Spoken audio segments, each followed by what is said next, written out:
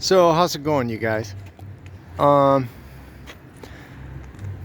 so I'm sitting here right near this call center in Santiago, and these call centers pay like, well, you can see it there. It's that thing called Echo.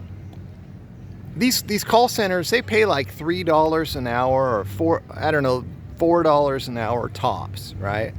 If you're an American, I don't know for sure, but I bet they'd pay you $4.50, maybe even $5. I'm not sure. But in this particular area of Santiago, the internet connections are really good. It's in an area where there are a lot of hospitals. There are a lot of colleges around here. There's even a consulate. So the internet, you've got virtually all these buildings around here have fiber optic to exactly to the building. And so that's where you get the fast speeds. Let's walk on down there. Now, so do I recommend working in one of those? I'm probably not the best person to ask, but I met a guy whose English was really good. I met him downtown, and he had worked for 2 or 3 years, maybe 4 years, I forget, in one of these call centers. And he said he got $3.50 an hour. And for here, that's a lot of money. I mean, so I know there's some people that are considering, well, can I go down to the Dominican Republic and work? And the answer is, oh, there's a security guard with a shotgun. The answer is, well, I wouldn't really ever try that. I wouldn't try that. There are business opportunities. Okay, if you get creative and you make your own income out of a business, then it's possible, for sure. Okay, but even, well, I say for sure, it's going to be difficult. At any rate, you can see here, it's called Echo, and it's an outsourcing group. They call it outsourcing group. Well, whatever. They'll have people in there answering customer service calls, etc. Call centers are a pretty big business, not just in the Dominican Republic, but also in Colombia. Whenever you've got people who, have mastered English, it happens, and they're in the same time zone. They're slightly more similar culturally. But anyways, back to that guy I met downtown. So he walked up to me and he said, oh, you got to do this. He answered some question I had or whatever, and his English was awesome. And so I immediately kept it going, kept talking with him. And he said, well, I'm doing sales now. I sell these tractors, or tractors and some other kind of vehicle. And so he travels around the Dominican Republic, and he sells to other Dominicans. I don't know if he uses English in that job, but I guess the sales was more lucrative. So, and there's another guy I met 3 years ago, and he was actually doing this. He was an American guy, an African American guy. I don't know if that's relevant. I don't know why I said that. It just came to my head. No offense intended, etc. At any rate, he was down here. Oh, that's right. He said he liked the culture down here, and he didn't like, I guess he was from Georgia, or part of Georgia he didn't like. And there's some, I'm from Seattle. So Seattle is a very different cultural environment than some of these other states. And so at any rate, he was down here, and he said he liked it. He felt like as an African American, it was kind of better for him or whatever. But he was working in a call center, and he was living on the second floor, and I was living on the third floor of this building that was new, and I was paying $200 a month in rent. I had to buy my own air conditioner. I had to buy my own bed. I had to buy my own refrigerator, all this crap.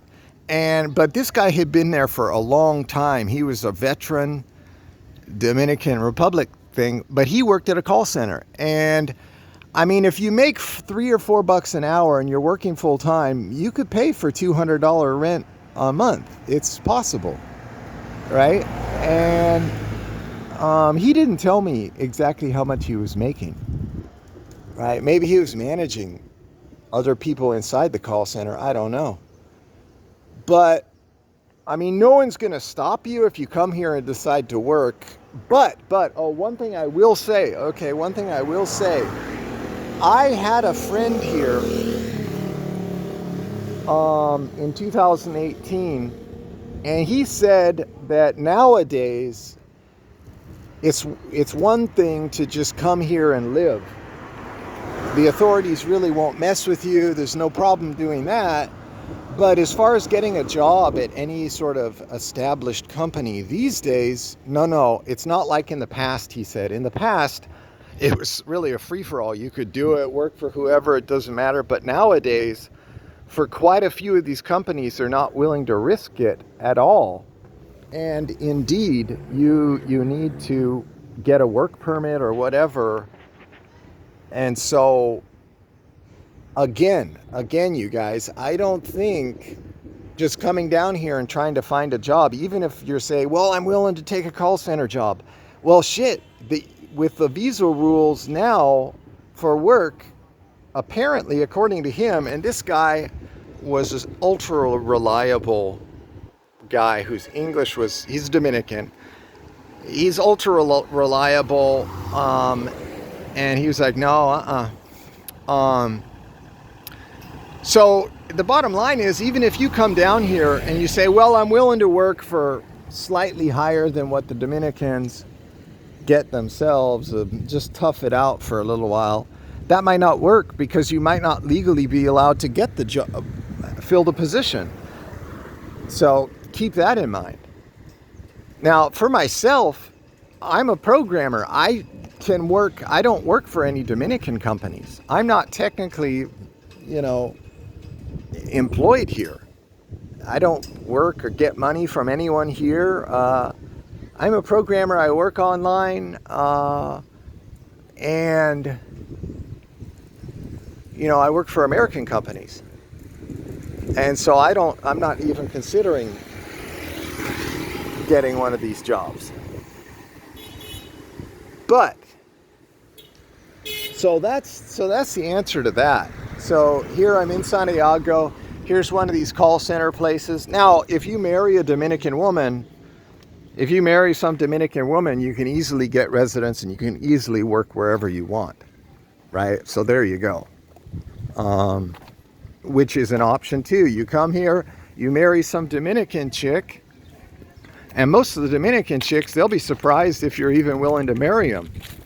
As far as I can tell, the Dominican men, they're not exactly reliable. So if you're willing to marry them, they'll think, oh man, he must be a good guy.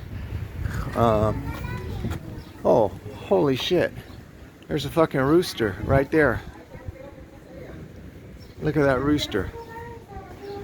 He's tied down so he can't get away. I don't know what the fuck they have him there for.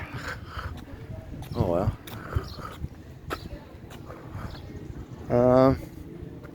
So here they have this kind of entrepreneurial. So I'm in a somewhat upper class, not upper class, certainly upper middle class.